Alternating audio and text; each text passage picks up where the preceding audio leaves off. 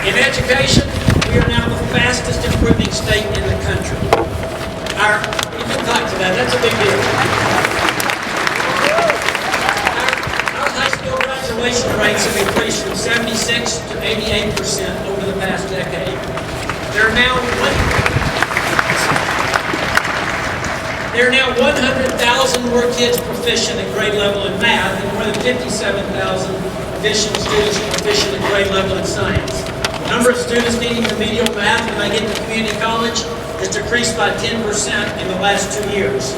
We are the first state ever to promise high school graduates the chance to attend community college or technical school free of tuition and fees.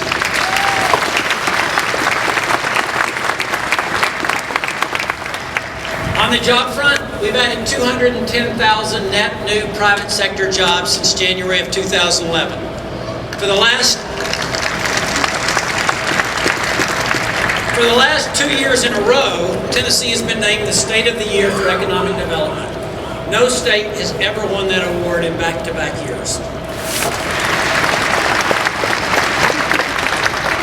We've passed sweeping tort reform legislation, overhauled our workers' compensation system. We established an entrepreneurial job creation strategy that is gaining national attention, known as Launch TN. We've also brought together our tourism-related businesses to jointly market Tennessee in a way that's never happened before.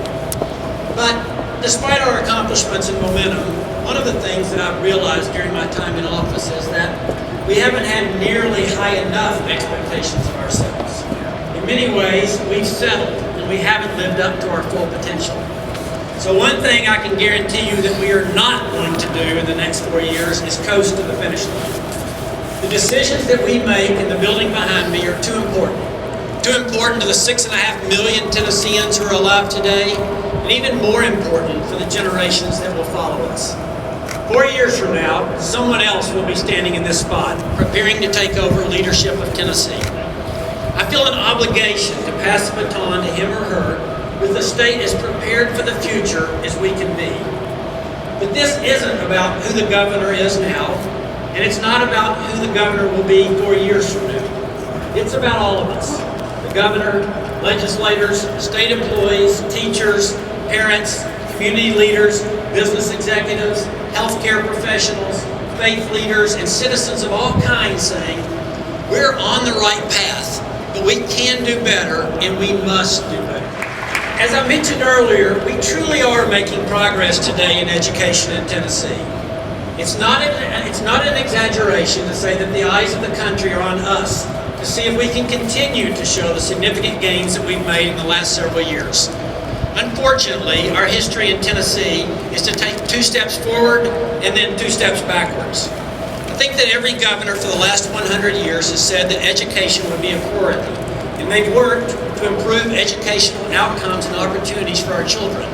But for too long, Tennessee has remained near the bottom of state rankings in academic achievement. Let's seize on this momentum and on the hard work of our teachers and students to continue the progress that we're making.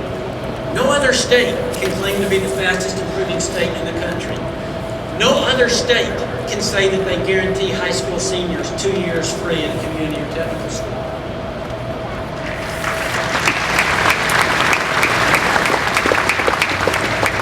Getting education right will go a long way to address all of the challenges we face in our state. It will mean more jobs for more Tennesseans, less reliance on federal and state services, higher incomes, healthier citizens, and the list goes on. Every company I talk to look me in the eye and express their concern about whether Tennessee's workforce is ready for tomorrow's challenge. Every company emphasized to me that we needed to quickly increase the percentage of our population with a certificate or degree beyond high school. To achieve that, we have to make certain that our students graduate from high school prepared for post-secondary education.